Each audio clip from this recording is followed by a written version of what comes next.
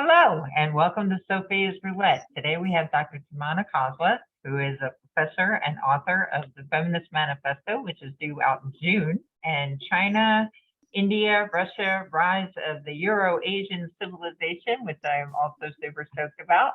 Tamanna, thank you so much for being here, and we're going to be talking about the philosophy of AI. So please, Tamanna, if you could introduce yourself a little bit and continue Sure. with the lecture, we'll get going. As far as I'm concerned, as a teacher and as a researcher, my interests are varied. It's not like just something which is just based on feminism or something which was my first love. But I mean, I have spread out in different fields now. For example, comparative religion, be it spiritualism, for example, then comparative politics differently, then international relations. These are some of the areas which I have expanded into. From feminism in my MA, MPhil, PhD, I spread out to other fields. So that's the whole thing. Yeah. So right now we are talking about artificial philosophy and ethics of artificial intelligence. And so, yeah.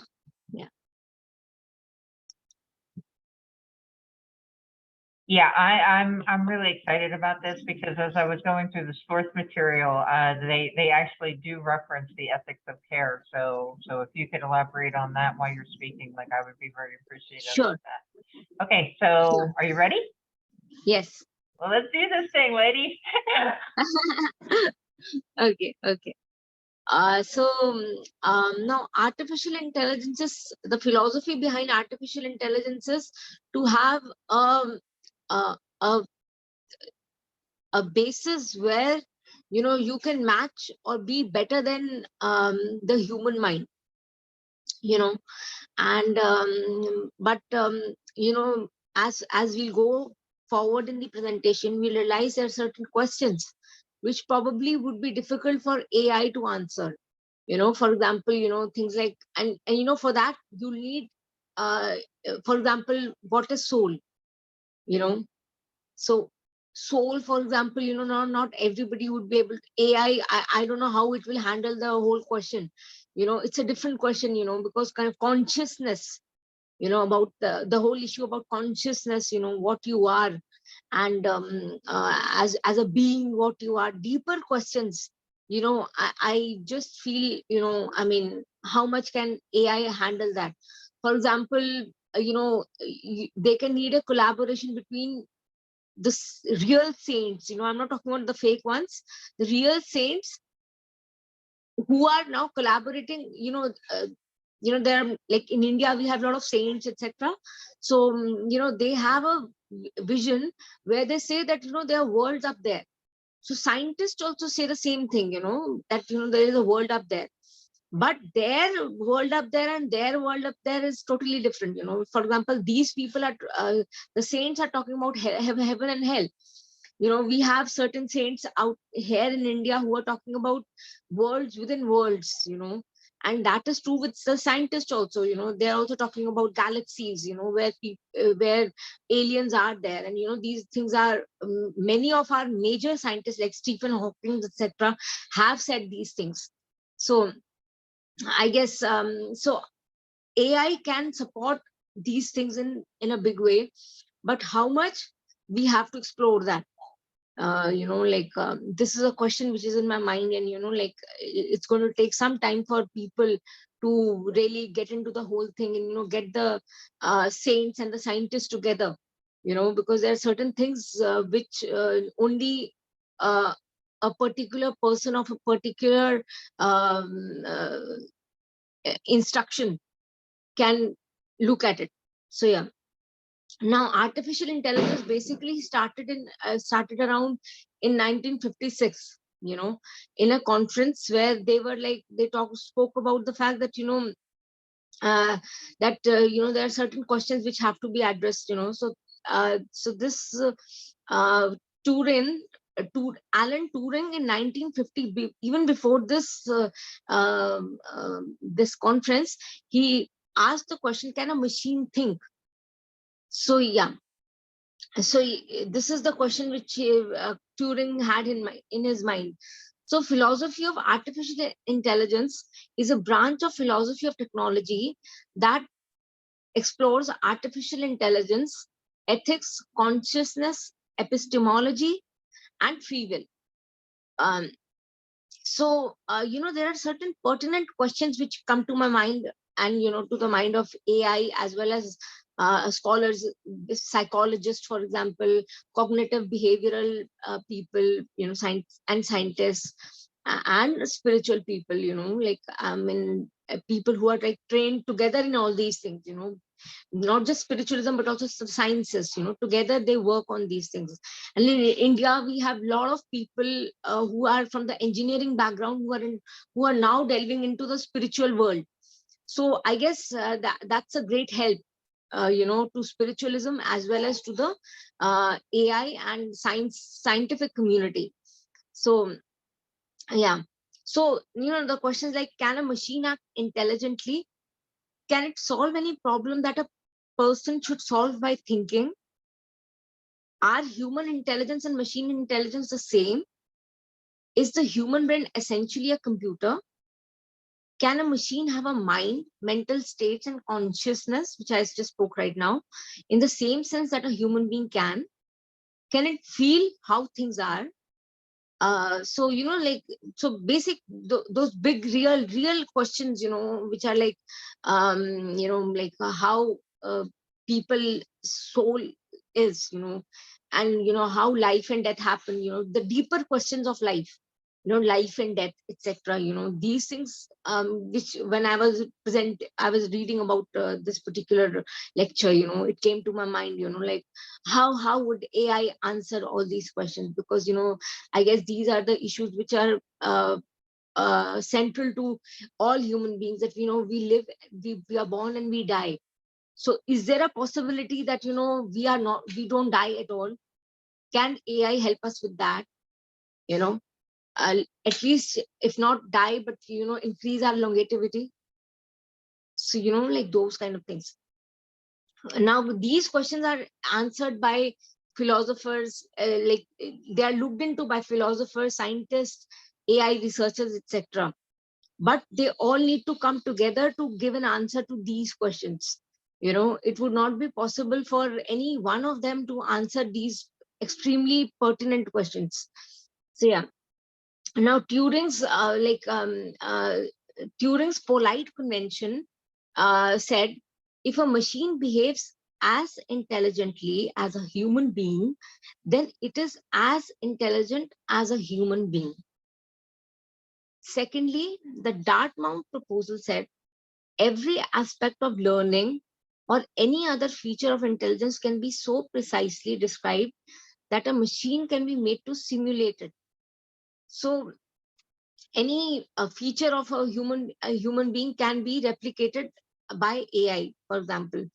Then now, is it possible to create a machine that can solve all the problems of human using their intelligence? We are raising a lot of questions in this particular, because there are certain issues which have not been addressed till now. Probably they're trying hard, but it's very difficult to address many issues. But for example, in the pharmaceutical industries, like treating ADHD, for example, or treating cancers, I guess we need the help of AI in a big way. And it has to be developed so that the aging, because we are seeing the age of people as older, is growing everywhere in the world. So I guess that would be a big help to people in the scientific world, and people at large. So yeah. So Turing reduced the problem of defining intelligence to a simple question about conversation. He suggests that if a machine can answer any question put to it using the same words that an ordinary person would, then we may call that machine intelligent. A modern version of his experimental design would use an online chat room where one of the participants is a real person, and one of the participant is a computer programmer. The programmer passes the test if no one can, the program passes the test if no one can tell which of the two participant is a human. So Turing notes that no one ever asked the question, can people think?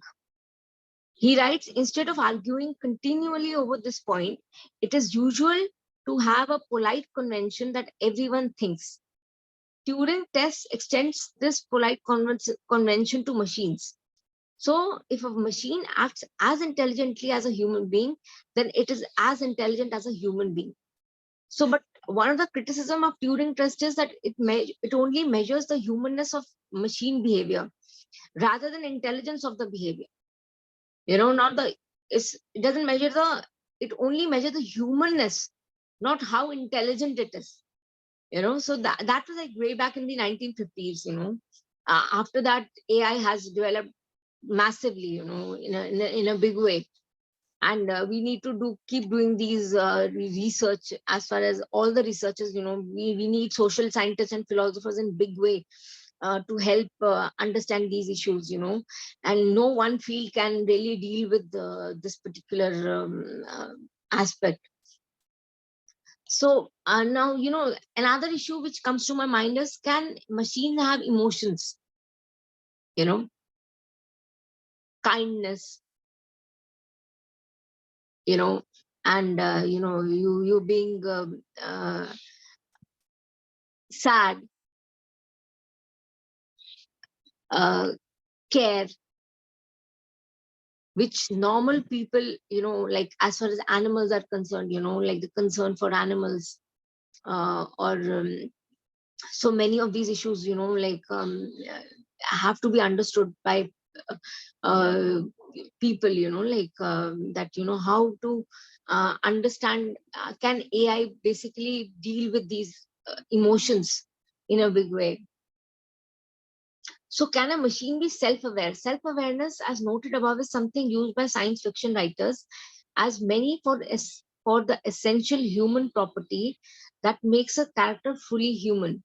Turing strips away all other properties of human beings and reduces the question to, can a machine be subject of its own thought? Can it think about itself? Can it really think about itself? What is right and wrong? Humans can think. We have the ability to think that this is wrong, this is right.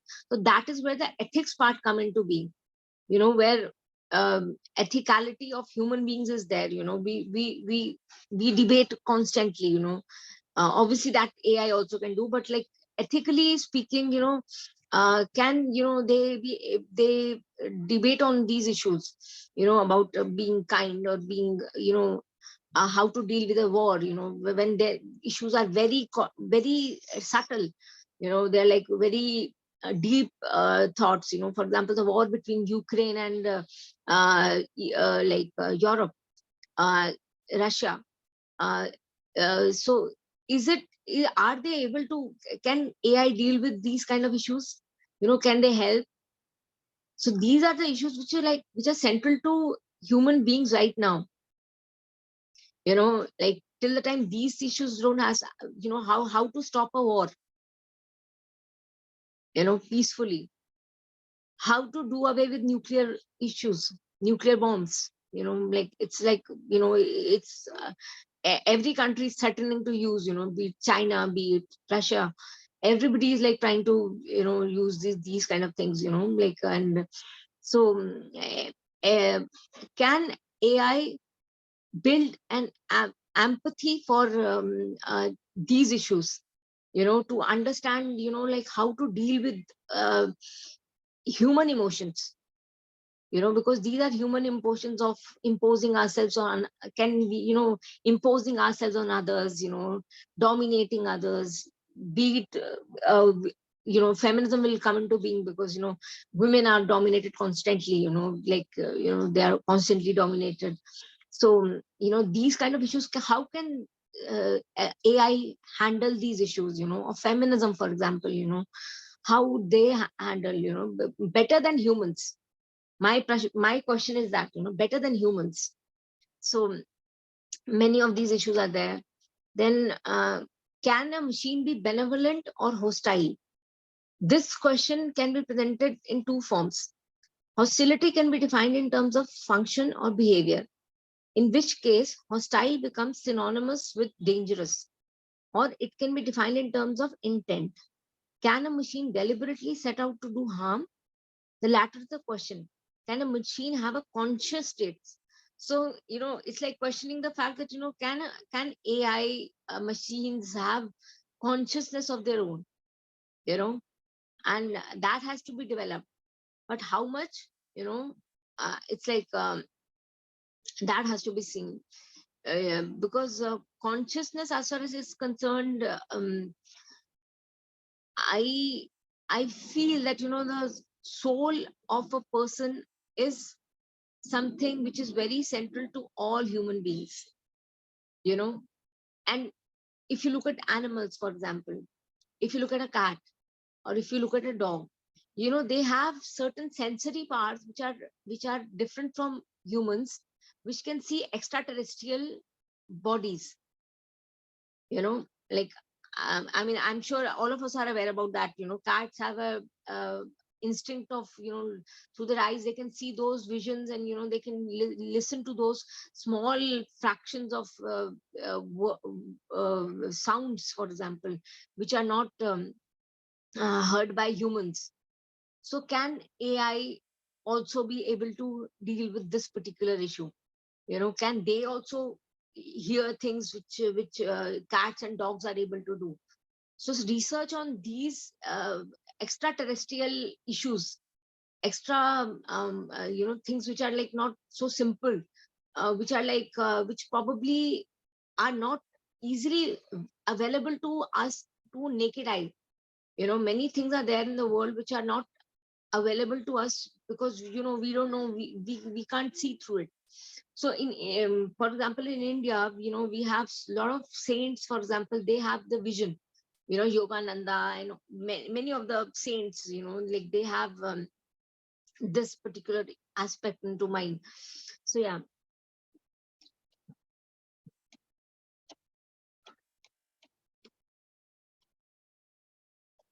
so I guess so what are the ethics in AI? This is the philosophy behind AI, and the questioning of the AI system. So AI ethics is a system of moral principles and techniques intended to inform the development and responsible use of artificial intelligence technology. As AI has become integral to products and services, organizations are starting to develop AI codes of ethics. An AI code of ethics, also called an AI value platform, is a policy statement that formally defines the role of artificial intelligence as it applies to the continued development of human race. So it's going to help in the development of human race. Isaac Asimov, the science fiction writer, foresaw the dangers of autonomous AI way back. The three laws of robotics as a means of limiting those risks.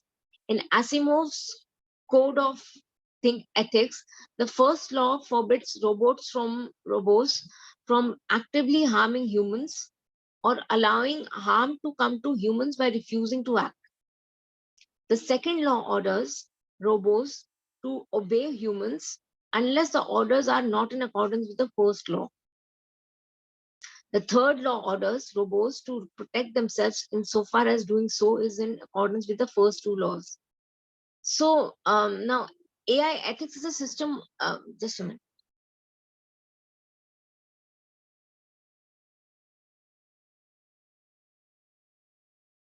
So while rules and protocols are developed to manage the use of AI, the academic community has levered the Belmont report as a means to guide ethics within experimental research and algorithms developments.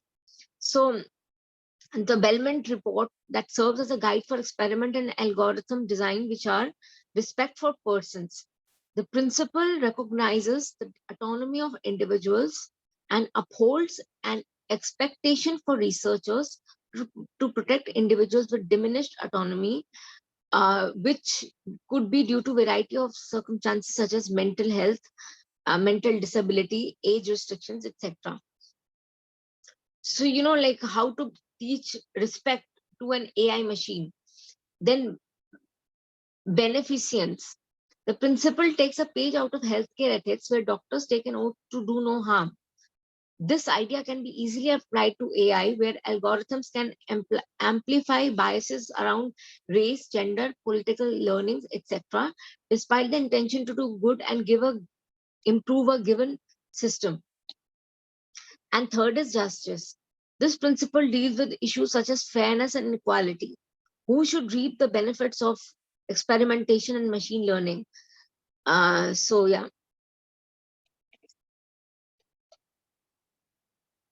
So why are AI ethics important for us? AI is a technology designed by humans to replicate, augment, or replace human intelligence. These tools typically rely on large volumes of various types of data to develop insights. Poorly designed projects built on data that is faulty, inadequate, or biased can have unintended potential harmful consequences. Moreover, the rapid advancement in algorithmic systems means that in some cases it is not clear to us how the AI reached its conclusions. So we are essentially relying on systems we can't explain to make decisions that could affect society. An AI ethics framework is important because it shines a light on risks and benefits of AI tools, etc. Now, what are the ethical challenges of AI? Explainability. When AI systems goes awry, teams need to be able to trace through a complex chain of algorithmic systems and data processes to find out why organizations using AI should be able to explain the source data, resulting data, what their algorithms do, and why they are doing that. AI needs to have a strong degree of traceability to ensure that if harms arise, they can be traced back to the cause. Then responsibility. Society is still sorting out responsibility when decisions made by AI systems have catastrophic consequences, including loss of capital, health, or life. So, these are the issues which we have addressed previously also in the lecture. And so this is what fairness.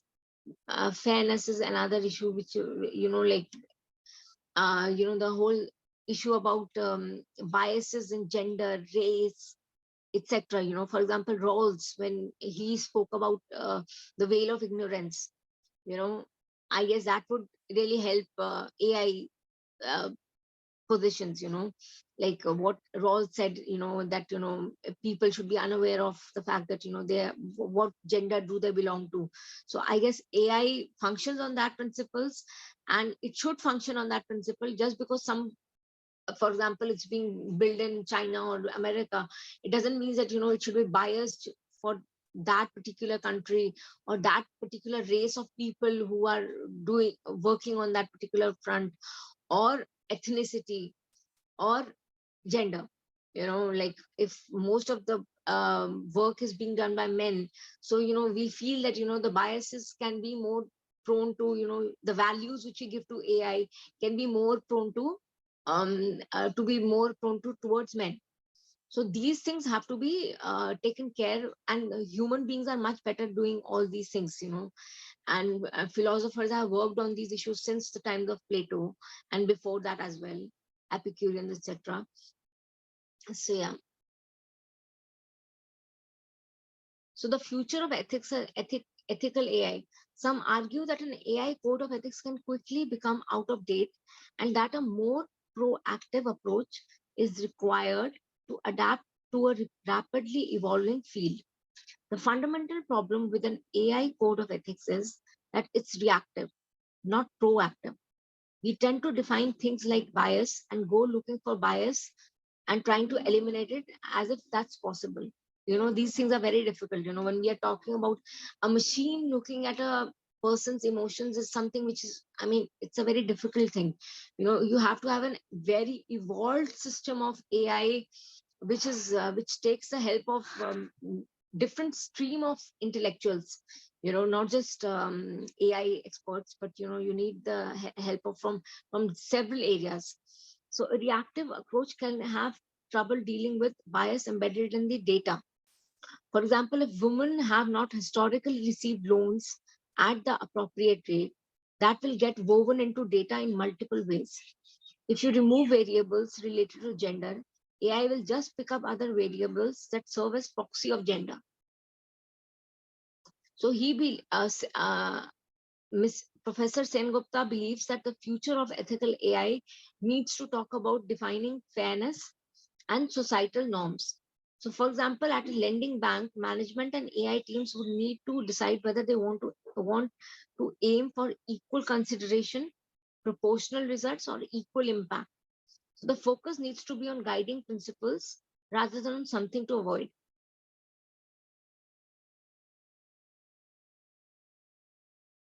So now, what are the ethical challenges of AI? Enterprises face several ethical challenges in their use of AI technology. One of them is explainability. When AI system, I'm sorry, I guess I have spoken about this. Yeah.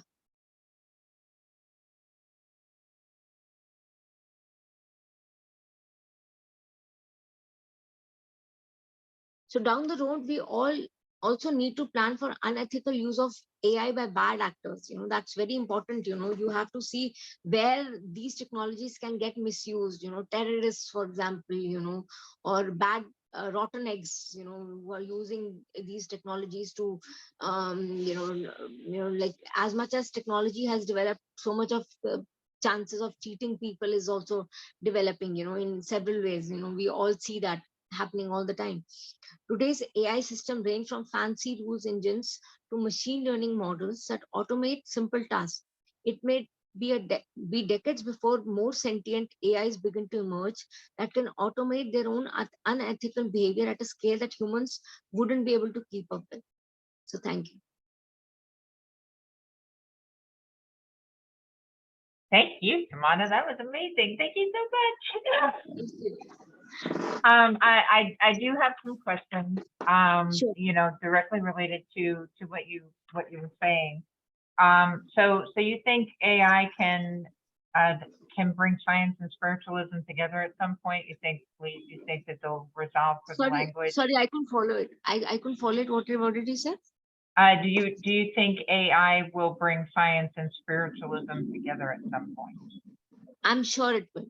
I'm sure it will. I agree. Because nothing. because I guess we as the races we are evolving, we have to protect Earth by any means. We have to protect our health. This is a universal concept. So we have to take help from whichever angle we can. Whichever people, the kind of expertise people have. We have to exploit their exploit their potential in this particular field. So I guess because these things have to take care of the fact that many things which are like there are many worlds which probably we haven't seen. And we are still way behind those. Probably the aliens are way ahead of us. So these questions have to be raised. If AI is being into question, then they have the if they have that potential to delve into outer space, for example, and they could take help from people who are like in the spiritual fields, who already through meditation, etc., they're able to see these visions. So it could be of help. It's not necessary it's going to work out, but probably we could take their help. That's what I'm trying to say. I agree. Thank you so much. And you did mention that you felt like AI could do feminine or ethics of care better than human beings do, and I'm assuming that that's because of the dispassionate nature of AI. But on the other hand, it would almost require emotion, like it would have to be able to identify with the suffering of women to sort of work towards that goal. And wouldn't that sort of negate the benefit of AI? See, because Cynthia, the thing is that these things are very private issues. These are not like public issues. When women when women face domestic violence, for example, these are internal. How will AI help you in that? These are like domestic issues. They're like family issues. So, how do you get that particular technology into the families, and how intrusive can it get? So those questions have to be resolved, by feminists, for example. We have to see, we have to do our research on AI and feminism, for example. How can they help us, build a better world for women and men both? Moral equality between women and men. We are not asking for anybody getting a better off from the other person, but exploitation as less as possible of climate, of women, blacks, for example, etc. So these issues, it's difficult, but it's evolving. So I mean, it's an evolving technology. So yeah. Yeah, I would agree with that. If I can mention David Bowie here, because I actually saw him do an interview from back in the day when internet first started to become a thing, and he actually suggested that it was an alien species of intelligence that was Yeah. trying to interact with us. Yeah. You also mentioned terrorists, and in the source material, it talks about the ethics and how we could potentially get into a minority report situation. Do you think that the 3 rules that you mentioned would alleviate that potential circumstance, or I mean, what sort of safeguards would you recommend to keep that from happening? Because humans mean, are ultimately predictable, I guess because somewhere like AI is already being used to tackle terrorists, for example. Osama bin Laden, for example, he could be traced to a cave, for example, where he was in Afghanistan. And so I guess even now it's but these are like human emotions. I mean, these are not like you just pull up a gun and hit somebody. Everybody's fighting for a cause, right or wrong. One that's for everybody to judge. But the ones who are fighting, they feel they are right. Ukraine, Russia, they're fighting. Both the sides feel we are right. So how does AI help understand that these, what are the values? Like, because I guess people do not have a the Lockean concept of tabula rasa, moving in the world with a open mind, like not just something which has been given to you by your culture, but understanding others' culture and why are they doing this, those empathetic issues, which have to come into being. So why is Russia, for example, hell-bent on destroying Ukraine? So if we read their history, we'll understand, this is what is the problem. Ukraine is saying something, and they have a genuine issue. So, till the time we don't come together and, I mean, I don't know how robots would be discussing each other about all these issues, like if like there are 10 robots sitting and, like they're discussing, for example, Ukraine-Russia war. So, like how would they be reacting, or, so I guess world leaders will need some help, because most of them are intellectually not so sound. So, We don't want to insult anybody publicly, but yeah. Tamanna, I am pretty much out of questions, and unless you wanted to discuss, the potential for what could happen should AI become emotional, become subject to bias. Would you like to discuss that a little deeper? Or? I'm sorry, I didn't follow you. What was the question? Well, that's all the questions I have, unless you want to get deeper into what it would mean to us as a society. No, I guess I'll be working more on these 2 aspects. One is of spirituality and scientism, and other is on feminism and AI. Okay. So I'll be doing further research on that, because yeah. That was amazing, Tamanna. Thank you so much. I will open the floor for questions if anybody had any questions.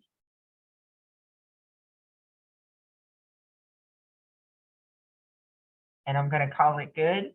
Again, thank you so much, Tamanna. This has been Sophia's Roulette, and this is Dr. Tamanna Khosla, professor and author of Feminist Manifesto, which is due out in June. Do we have a solid date on that yet, Tamanna? Do you have a solid date on the release of the Feminist Manifesto? It's actually looking at many of the issue of toxic relations which we have sometimes in family, like for example in India, for example,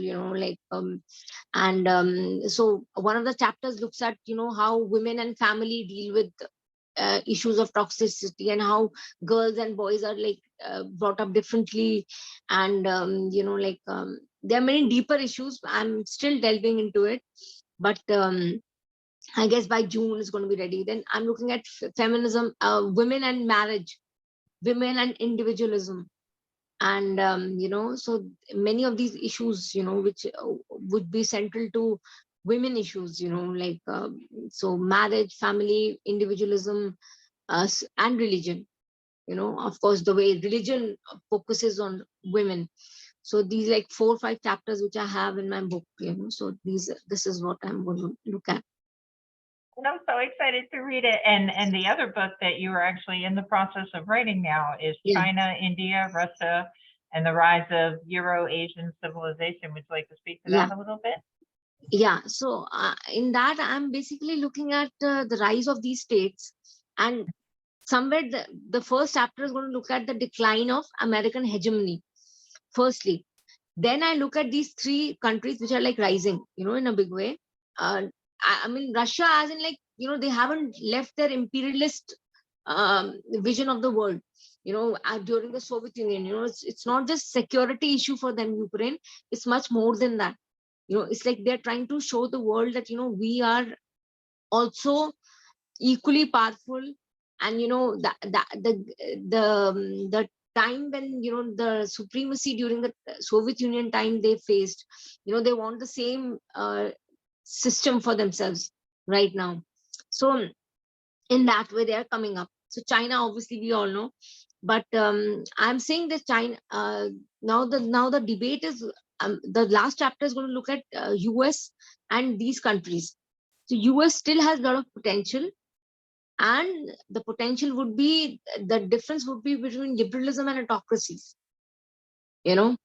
So USA has been fighting wars for liberalism.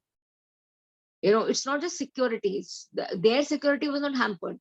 They were looking at the whole issue about liberalism.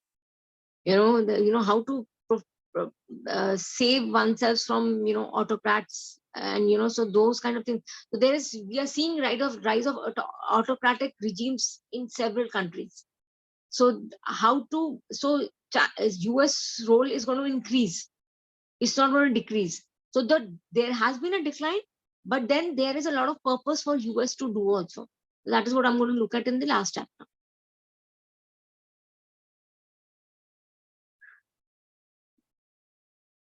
Can't hear you. Oh, sorry.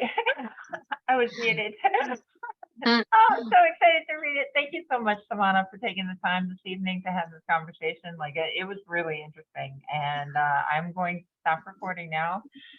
Anybody who's watching this is Sophia's Roulette. This is Dr. Tamanna Khosla, author and professor and amazing human being all the way around. And I encourage you to hit subscribe. Thank you so much.